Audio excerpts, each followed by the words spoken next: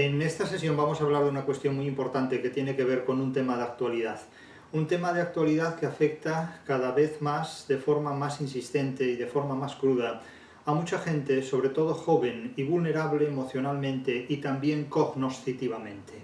Con frecuencia se dice que las personas jóvenes son muy vulnerables emocionalmente, como si los adultos no lo fueran también. Y a veces se menosprecia o se minusvalora un hecho no menos crucial y decisivo, y es que la vulnerabilidad emocional está directamente relacionada con la ignorancia y con la vulnerabilidad intelectual. Quiere decirse con esto que cuanto menos formada está una persona, más vulnerable resulta emocionalmente. Me voy a referir en concreto al uso que en estos tiempos y desde hace no muchos meses incurren muchos adolescentes al considerar a diferentes programas de inteligencia artificial, entre ellos el ChatGPT, que es uno de los más populares, como una especie de amigo o confidente con el que se puede hablar o con el que se pueden mantener todo tipo de relaciones, a veces no solamente verbales. Es el argumento de una célebre película de hace ya muchos años que se titula Her, H-E-R, Her, donde un personaje muy caricaturesco, él, se enamora de un sistema operativo y condiciona no solo su vida intelectual, sino también emocional, a las relaciones que mantiene con una voz informática, en definitiva, con una inteligencia artificial. Más o menos intensamente vivimos situaciones relativamente parecidas a las que se dan en ese contexto. Pero aquí vamos a subrayar básicamente 8 amenazas, vamos a enumerar estas 8 amenazas que determinan el comportamiento que muchos adolescentes tienen peligrosamente y cada vez de forma más insistente y recurrente con una inteligencia artificial. Digo todo esto a partir de las declaraciones que se han hecho públicas por la intervención, por la conferencia de un psiquiatra cuyo nombre es Miguel Mamajón, que en el contexto de unos cursos internacionales, de unos cursos de verano llevados a cabo por la Universidad de Santander, planteó muy juiciosamente, muy razonablemente, este drama, este fenómeno sociológico y psicológico que induce a muchos chavales, a muchos jóvenes, a mantener relaciones verbales, y no solo verbales, sino también emocionales.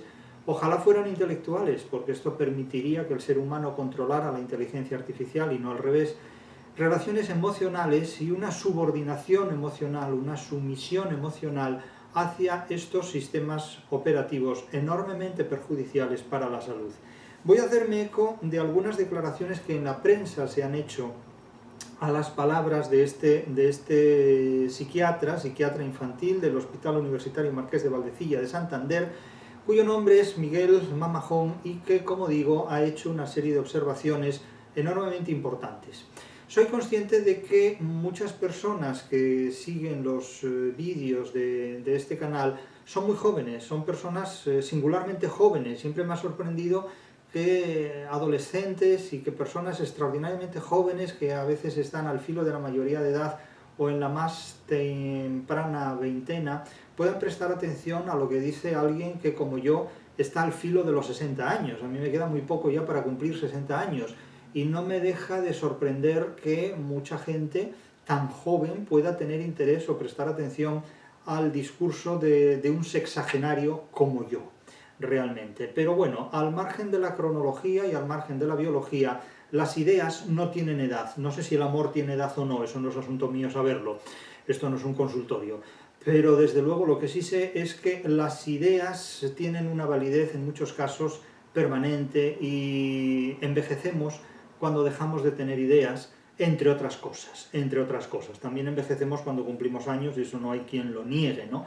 Evidentemente. Pero lo que sí me sorprende es esa disposición que tienen los adolescentes para prestar atención a cualquier ente, incluyendo a mí entre estos entes, que puedan sugerirles ideas.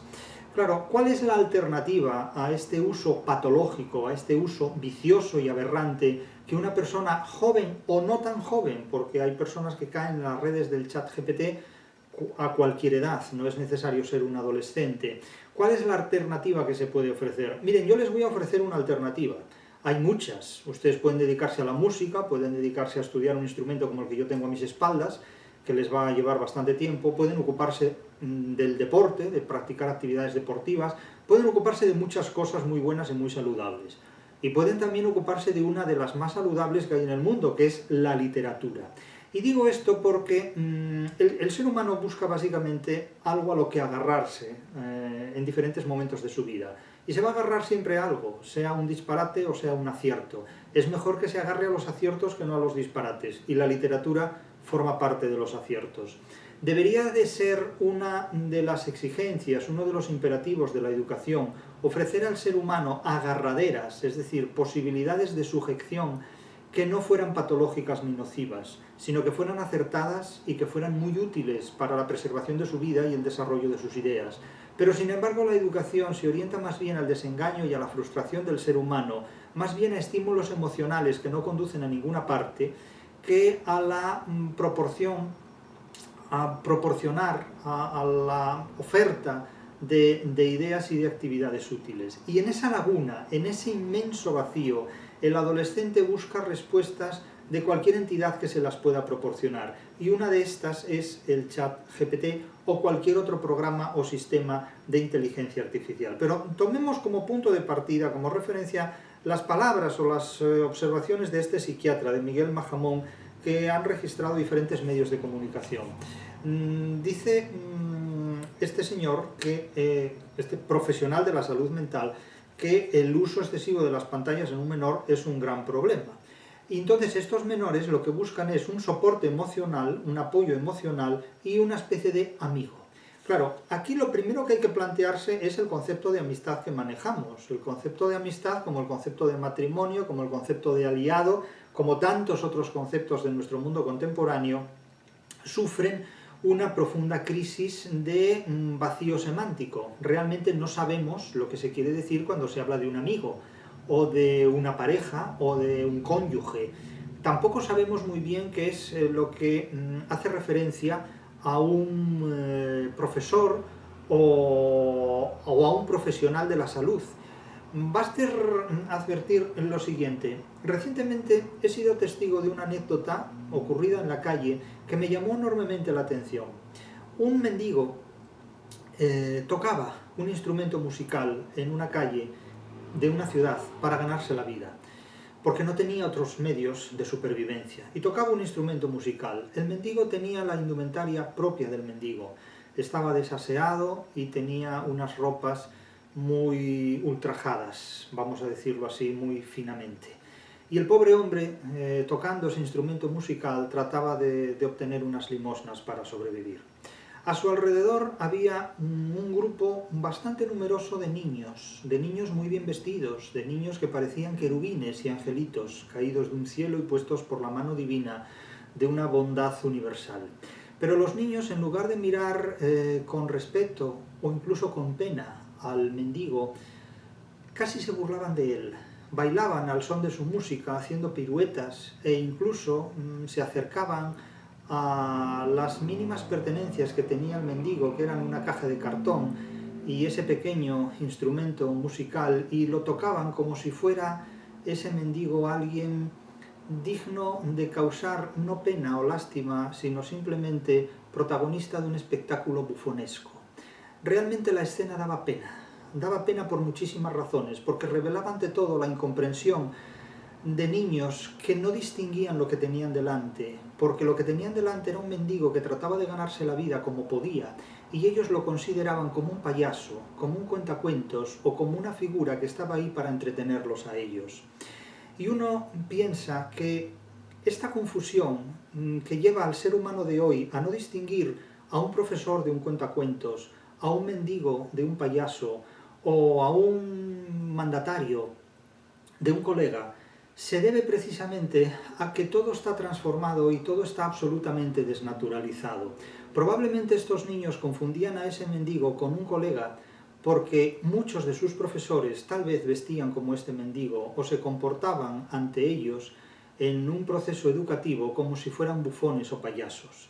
Esta falta de referencias a la hora de identificar desde las más tempranas edades lo que nos rodea y lo que tenemos delante hace que conceptos como el de aliado, cónyuge, amistad, conceptos como el de amigo, como el de pareja, y como el de profesional con el que nos relacionamos estén completamente confundidos. De hecho, yo ya he observado como profesional de la educación universitaria, es decir, como profesor universitario, desde hace ya muchos años, en más de una década, acaso casi 2 décadas, que el alumnado universitario no sabe lo que tiene delante, porque no sabe distinguir a un profesor de universidad, de un amigo, de un colega, de un confidente, de un confesor, de un novio, de un hermano, de un padre, de un hijo, es decir, no distingue realmente lo que tiene delante. Y esa falta de fronteras, esa invisibilización de diferencias esenciales sobre las cuales descansa el funcionamiento de una sociedad no puede perderse de vista, porque entonces acabamos considerando que un amigo es una inteligencia artificial que se comunica con nosotros detrás de una pantalla. Y claro, cuando eso ocurre es porque se ha desnaturalizado completamente la experiencia humana. Yo ya he dicho muchas veces que el siglo XXI es una etapa de la historia que se caracteriza por 3 grandes fracasos. Uno de ellos el fracaso de la democracia como sistema político tradicional que hemos conocido en los últimos siglos. Otro de estos fracasos es, sobre todo, el fracaso del Estado, comunidad política que contiene a la democracia. Y otro de esos fracasos es la destrucción, el fracaso en consecuencia, de un concepto tradicional de vida que se reemplaza por una absoluta desnaturalización de la vida humana impuesta por los medios digitales. Claro, ¿cuál es la alternativa entonces a la recuperación de un concepto tradicional de amistad? Es muy difícil y no la veo en principio, porque las sociedades actuales han destruido completamente ese concepto de fiabilidad y de confianza entre los seres humanos. Parece más segura la amistad de una inteligencia virtual a través de una pantalla de ordenador que un ser humano con el que se puede comunicar uno y con el que se puede tratar. Yo tengo ya muchos años y muchos amigos. Tengo 3 amigos. Son muchísimos. Me refiero a los amigos, no a los años. Son muchísimos amigos, 3 amigos. Pero es que los tengo desde los 10 años. Y los sigo conservando. Esto observo y constato que es un privilegio.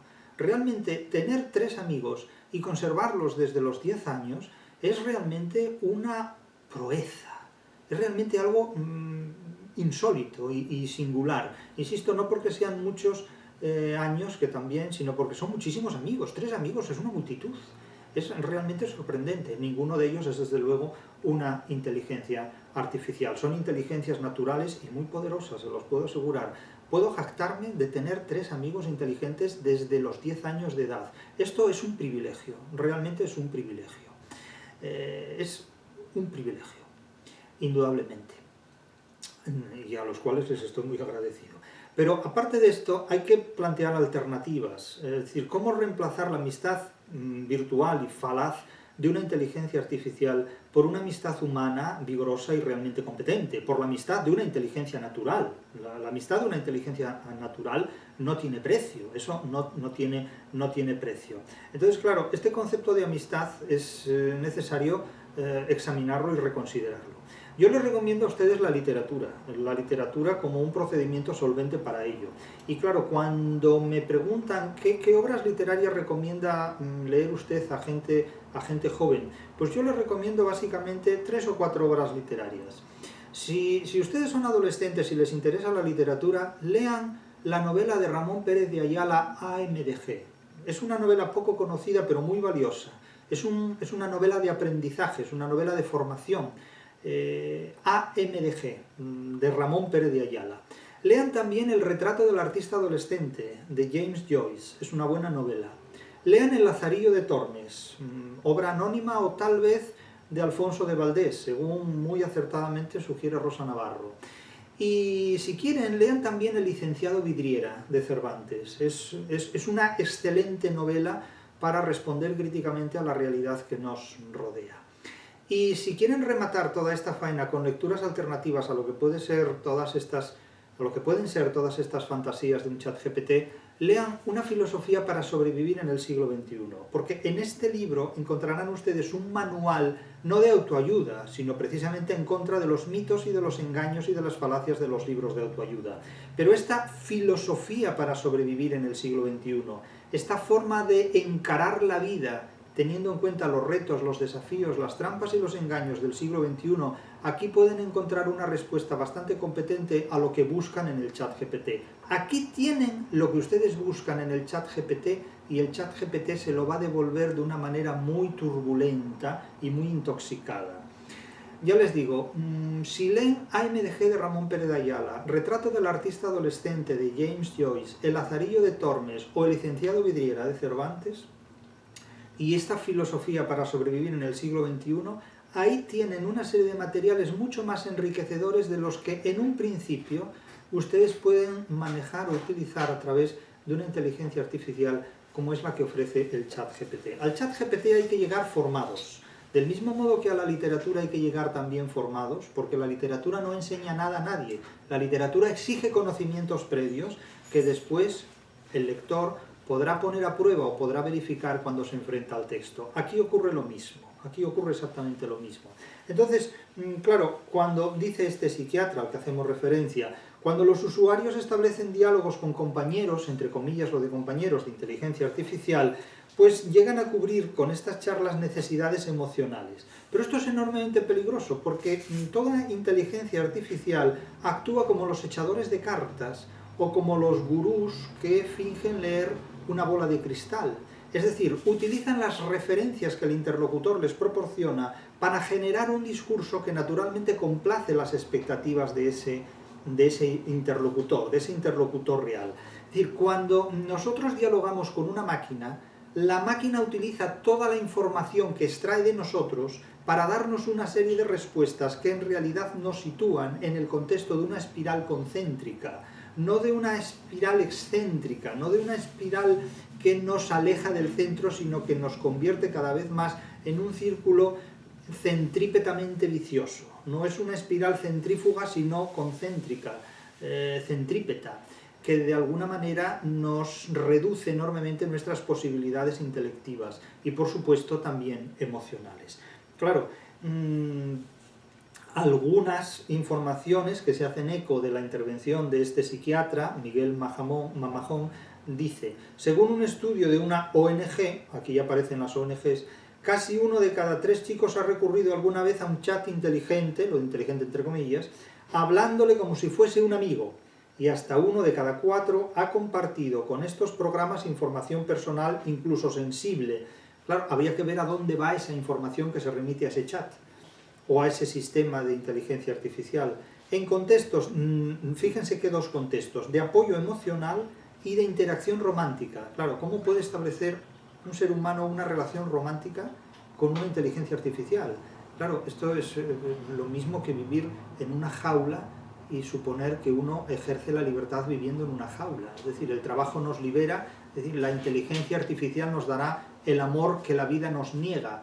Claro, evidentemente, ante circunstancias de esta naturaleza nadie ingresa en un convento, porque claro, si uno va a buscar en un convento el amor de Dios, ¿para qué lo va a hacer si lo podrá encontrar otro tipo de amor en una inteligencia artificial? Esto va a restar enormemente vocaciones en todos los ámbitos. También puede restar vocaciones de tipo político, porque si alguien encuentra respuestas políticas en un chat de inteligencia artificial, no actuará ni desarrollará una voluntad para ingresar en un partido político, que ya encontrará las soluciones, por supuesto patológicas, claro, en la inteligencia artificial.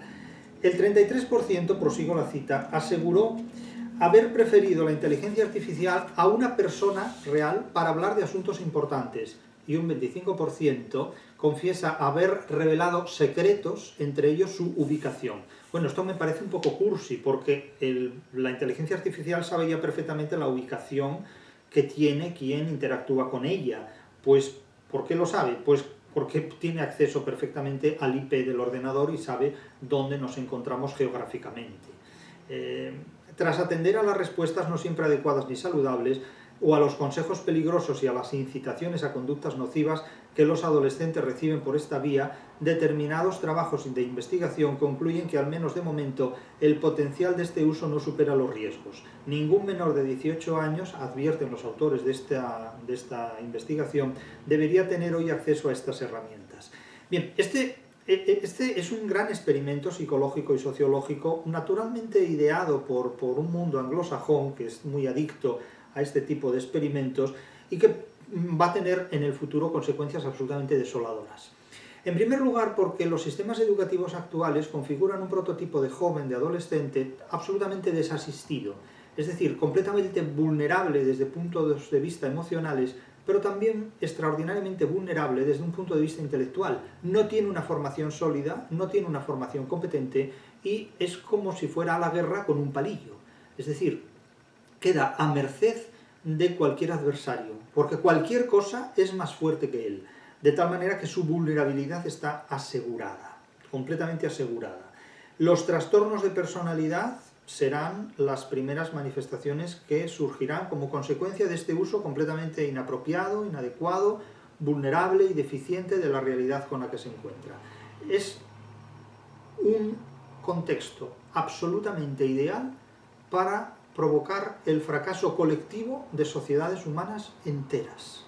Es decir, se puede ganar una guerra simplemente exponiendo al ser humano a las consecuencias nefastas de una interacción totalmente desequilibrada, desajustada, entre un cerebro vacío, entre una experiencia humana vulnerable y una inteligencia artificial absolutamente poderosa. Este pulso entre la inteligencia artificial y la inteligencia natural está echado en favor naturalmente de un sistema operativo que es mucho más potente que el de un ser humano. Esto es como jugar al ajedrez sin saber jugar al ajedrez con el nivel máximo de una inteligencia artificial que esté diseñada para ganar al campeón del mundo en ajedrez. Por lo tanto, la situación es un auténtico desastre.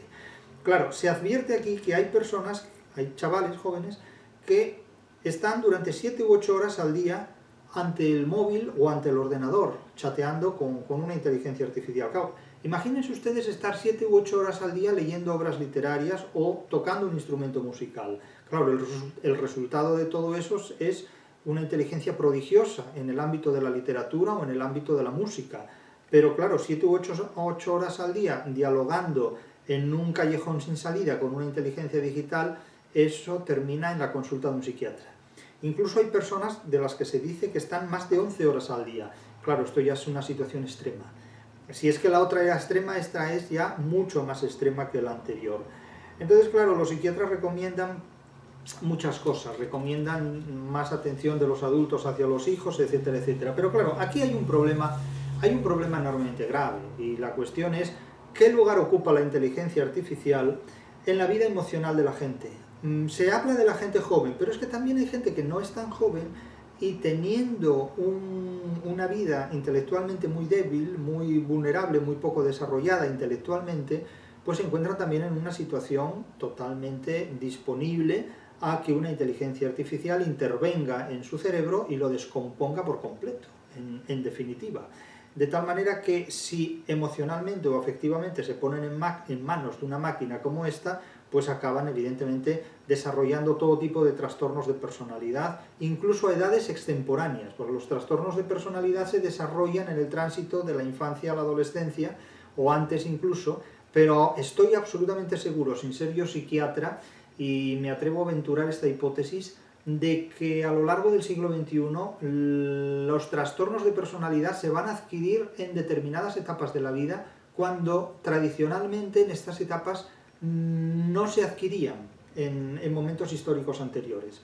Claro, tener a la inteligencia artificial como compañero o como confidente y considerarlo como una especie de padre, psiquiatra, confesor, psicólogo, asesor, etcétera, etcétera, genera una dependencia emocional y una vulnerabilidad que, insisto, lo único que provoca será el crecimiento exponencial de las enfermedades mentales. Entonces esto hay que controlarlo. La inteligencia artificial no es el mejor profesor. La figura del profesor no se puede reemplazar.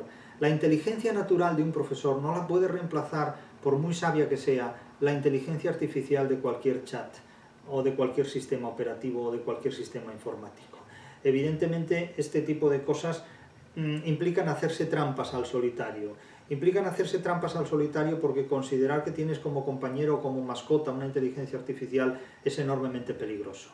Nótese que en la sociedad actual en la que vivimos, los perros la mascotización de los perros sobre todo, no tanto de los animales en general, porque nadie puede tener un caimán como mascota, por ejemplo.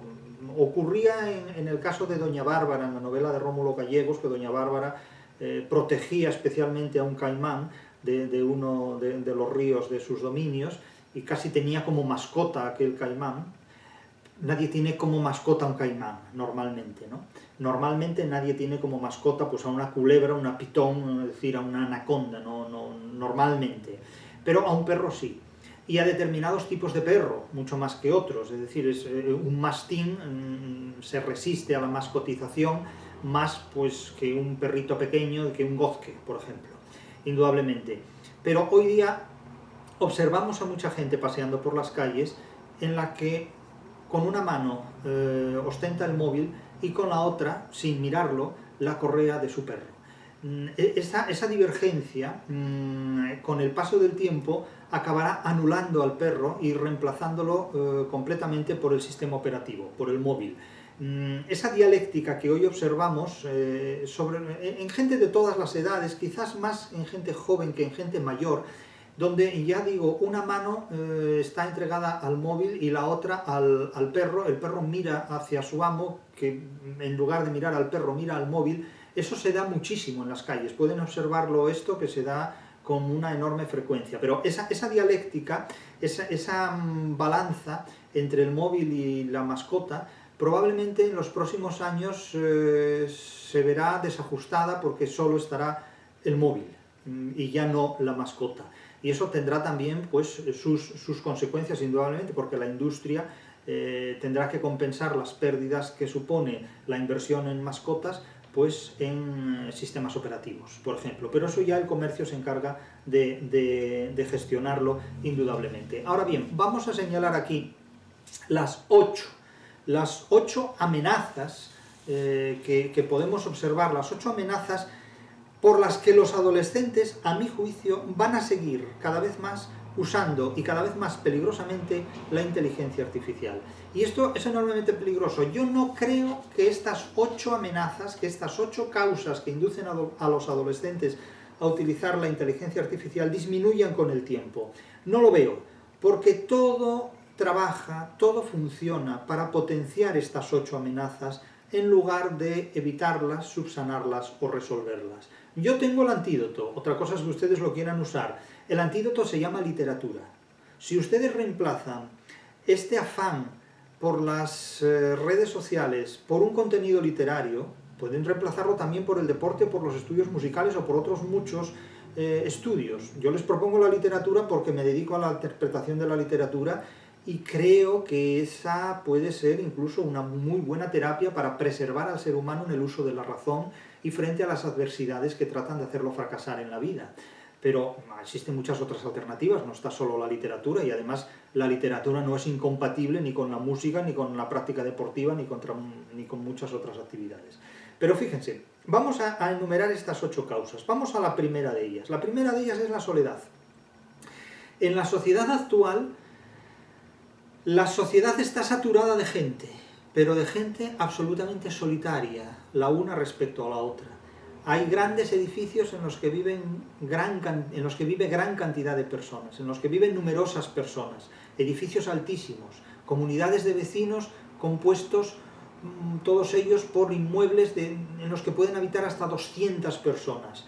Y todas ellas habitan en una especie de colmena, como la novela de Camilo José Cela, La colmena, todos ellos incomunicados entre sí, todos ellos aislados, en una soledad absoluta.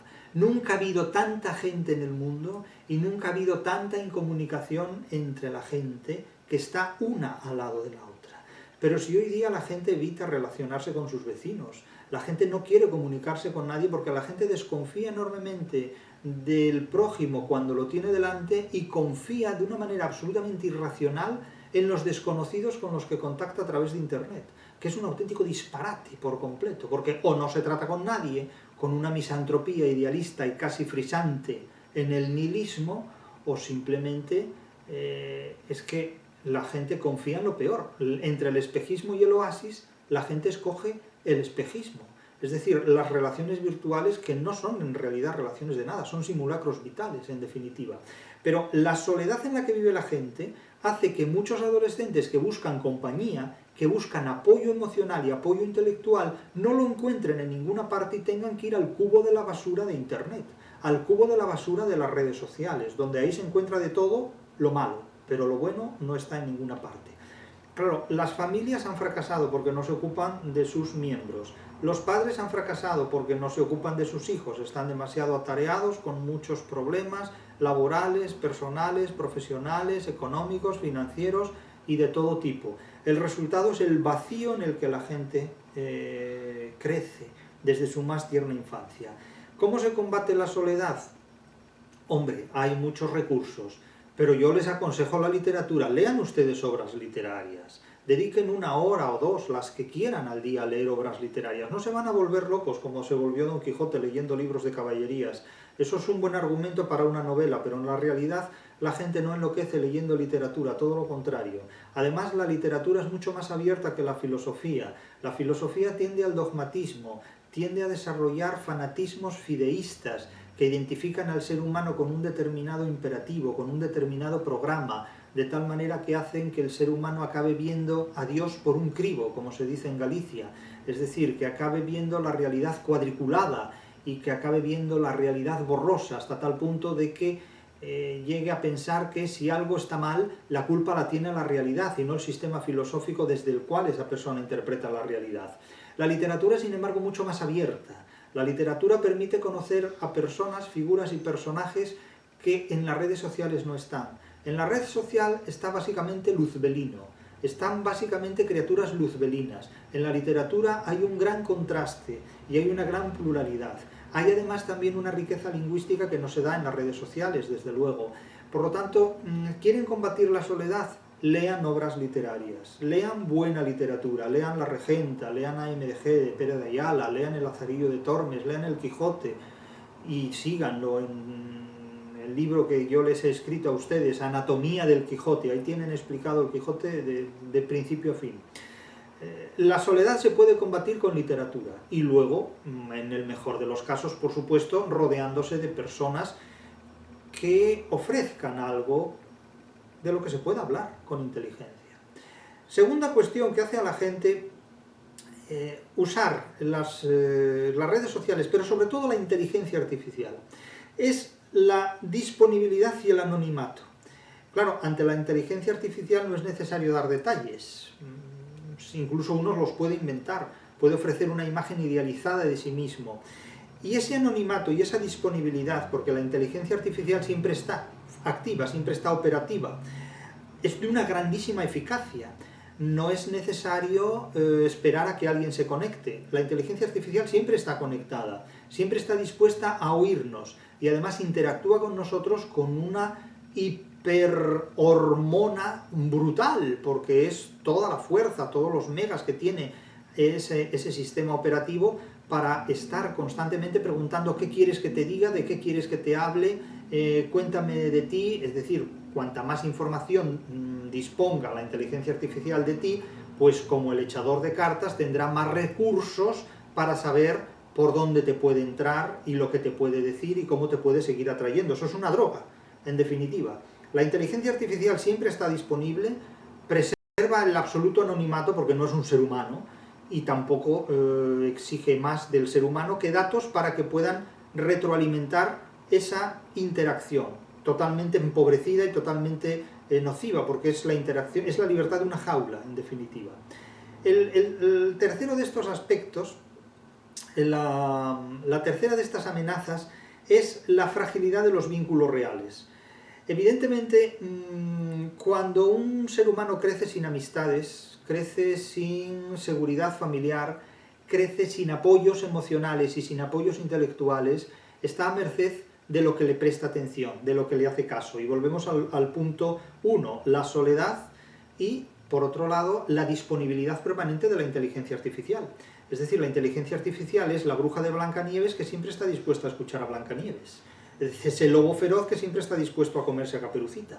De tal manera que, ante la fragilidad de los vínculos reales, está la firmeza de los vínculos ideales. Está la plena disposición del espejismo. El espejismo siempre está abierto, el oasis tiene un horario y un calendario laboral, pero el espejismo siempre está abierto, de tal manera que es muy fácil reemplazar la fragilidad de los vínculos reales con la firmeza de los vínculos ideales. De tal manera que la inteligencia artificial está disponible las 24 horas del día, los 365 días del año y el 29 de febrero de cada año bisiesto. Por lo tanto, no hay ningún problema. Un cuarto aspecto con el que resulta muy difícil enfrentarse es la interacción permanente, la interacción inmediata, más bien la interacción inmediata. Es decir, la inteligencia artificial no te hace esperar tampoco.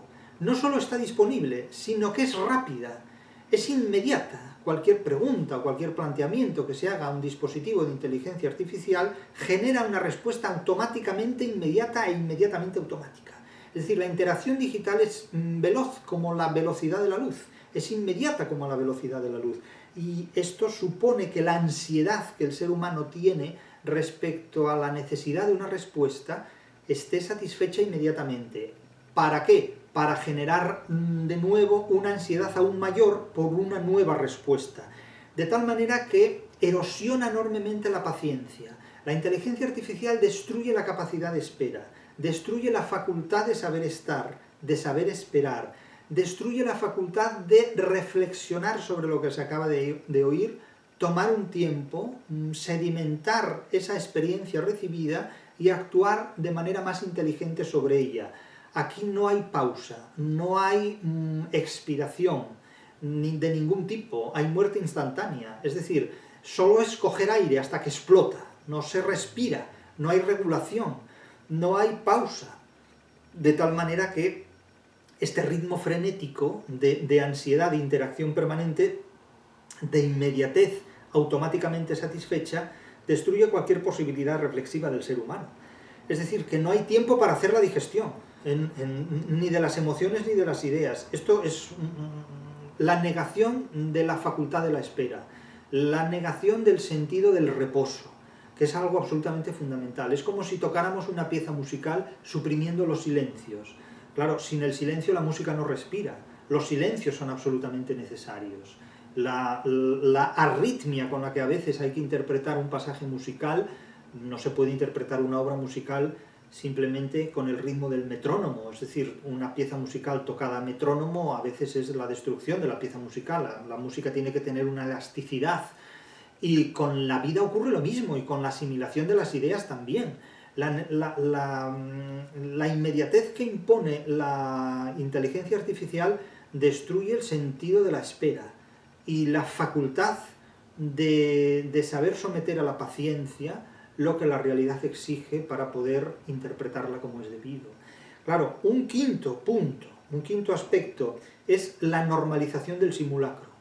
Claro, es la convencionalización del espejismo, es la entronización del idealismo cuyo germen es Lutero primero, Kant después y todo el mundo anglosajón y la idea de felicidad ya del mundo contemporáneo. Es la normalización del idealismo, la normalización de lo paranormal, la normalización del simulacro, del espejismo y la negación del oasis. Todo lo que tiene que ver con los filtros de imagen, con los avatares, con la visión idealizada de la vida en determinados contextos geográficos y momentos presentes, los videojuegos, la realidad virtual, en definitiva, aceptar el simulacro, quedarse con la apariencia y negar la realidad. Esto lo consigue perfectamente bien la inteligencia artificial, que apunta, en definitiva, a la negación de la realidad y a la entronización de la apariencia. Es decir, entre la apariencia y la realidad, la inteligencia artificial se queda como el estímulo de lo aparente y la negación de lo real. Claro, esto es la antítesis de la literatura española del Siglo de Oro. Si algo nos enseña el Quijote es que, como diría Don Quijote, Cervantes por boca de este personaje, es necesario tocar las apariencias con la mano para dar lugar al desengaño. Es decir, que la inteligencia artificial es ante todo un engaño a las emociones y un engaño al intelecto. Y por este camino acabamos en la consulta de un psiquiatra. Pero es que a veces el psiquiatra no puede resolver en 20 minutos los problemas que se han estado gestando durante 20 años. con un presente continuo, con un pasado continuo enorme, es decir, con una perífrasis de gerundio aspecto durativo interminable. Problemas que se han gestado durante 20 años no se pueden resolver en 20 minutos, ni siquiera en 20 días y a veces ni siquiera en 20 meses. Entonces hay que prevenir este tipo de situaciones. La normalización del simulacro a la que conduce la inteligencia artificial es muy peligrosa. Sexto problema, sexta amenaza, el déficit de atención, no por parte de los jóvenes, sino por parte de los adultos. Se dice, es que los jóvenes tienen déficit de atención. ¿Y los adultos? ¿Cuántos adultos prestan atención a un adolescente? ¿Cuántos adultos hacen caso a un adolescente? Muy pocos. Y con frecuencia no siempre para bien. El adolescente necesita mucha atención.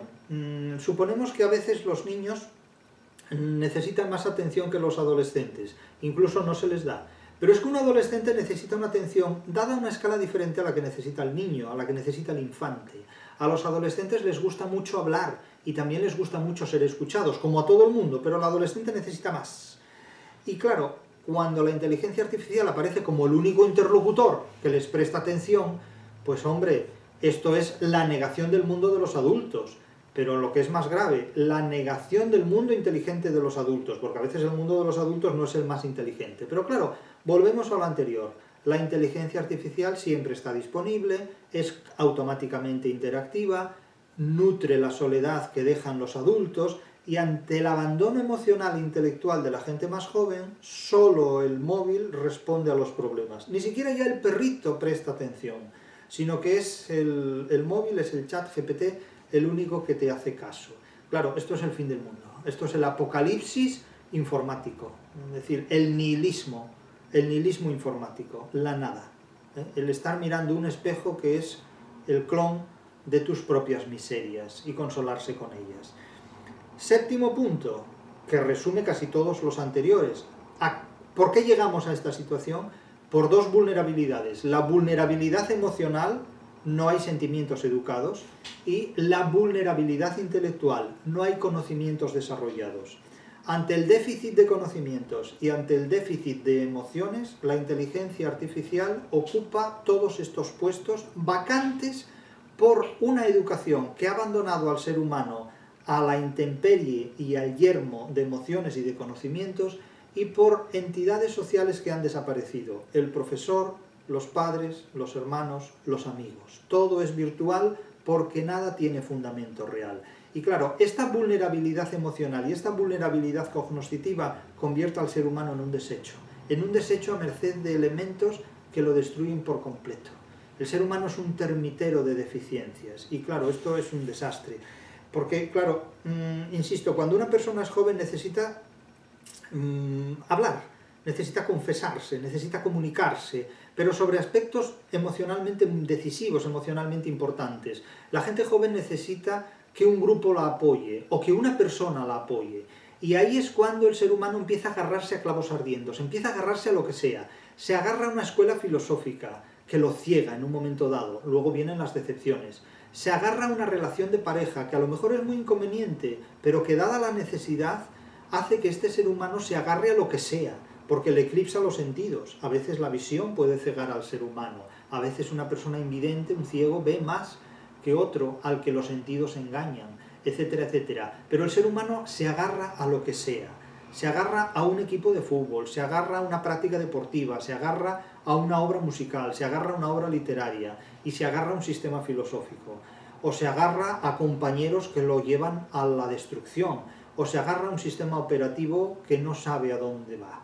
En definitiva, de tal manera que mucho cuidado con la vulnerabilidad emocional y mucho cuidado con la vulnerabilidad cognoscitiva. La vulnerabilidad de conocimiento se supera estudiando, se supera leyendo, se supera haciendo de una actividad, de lo que puede ser un pasatiempo, una profesión, de lo que puede ser el gusto por la literatura, una profesionalidad por el conocimiento literario, o de lo que puede ser el gusto por la biología, una carrera de medicina o una carrera de veterinaria, o del gusto por las leyes, una carrera de derecho. Es decir, que el ser humano debe convertir un pasatiempo en una actividad profesional. Lo que no puede es convertir una costumbre en una patología, porque eso lo único que consigue es hacerlo mucho más vulnerable emocionalmente y mucho más deficiente intelectualmente, y el resultado es un desecho humano, es un desastre. Octava y última cuestión. Si llevamos al extremo todas estas deficiencias y todas estas amenazas y peligros, el ser humano incurre en una constante autosatisfacción alucinatoria de ansiedades, en una constante autosatisfacción alucinatoria de deseos. Cree resolver sus problemas, sus ansiedades, sus deseos, cuando lo único que hace es incrementarlos, en definitiva.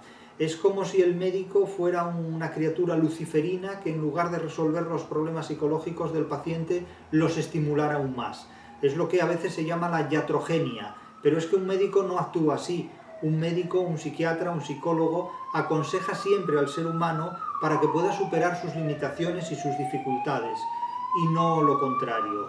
El caso es que cuando este tipo de cosas ocurren, se debe sobre todo a que el ser humano ha cedido a las inclemencias o a las amenazas externas porque sus defensas están bajas. Es decir, su sistema inmunológico, emocional e intelectual está por los suelos y por lo tanto es perforable, es permeable a todo tipo de agresiones y limitaciones.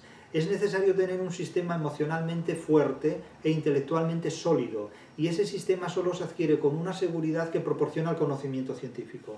Sin conocimiento, emocionalmente el ser humano no es nada. Lo que nos hace fuertes emocionalmente es un fundamento cognoscitivo. Los estudios te harán fuerte, los estudios te harán libre, y después de estudiar, ponerse a trabajar y poner en práctica en el ejercicio laboral lo que previamente se ha estudiado antes. Sin estudios no se puede trabajar competentemente, en cualquier nivel, desde la peluquería hasta la ingeniería informática, desde la interpretación literaria hasta la medicina. Sin estudios no se puede poner en práctica una operatividad laboral que nos hará mejores ante la realidad, porque nos permite conocer la realidad a la que nos enfrentamos. Y ya digo, esta autosatisfacción alucinatoria de deseos y de ansiedades que proporciona básicamente una inteligencia artificial descontrolada y con la que el ser humano vacío de emociones y de conocimientos interactúa, conduce naturalmente a un fracaso, a un fracaso programado y a un fracaso irreversible. Un psiquiatra, un psicólogo no puede resolver en 20 minutos una destrucción humana que lleva años generándose, que lleva años fortaleciéndose ante la ignorancia propia y ante la ignorancia de quienes nos rodean. Es decir, que no se puede reemplazar la realidad por sucedáneos y por simulacros. El idealismo alemán es el principal causante del fracaso de la sociedad en la que vivimos. Y sin lugar a dudas, si la democracia tiene una causa que provoque su fracaso, esa causa está en el idealismo. Venga el idealismo de Alemania o del Polo Norte o del Polo Sur, pero desde luego el idealismo como una filosofía que destruye las posibilidades de interpretación efectiva de la realidad es la causa de que se genere en nuestra sociedad todo un sistema de dispositivos que tratan de suplantar la realidad por espejismos, que tratan de suplantar el oasis por espejismos. En la literatura pueden encontrar muchas soluciones a muchos de estos problemas. En la literatura o en cualquier otra actividad humana que científicamente desarrollada permita al ser humano conocer la realidad en la que vive, el terreno que pisa y el prójimo que tiene frente a sí.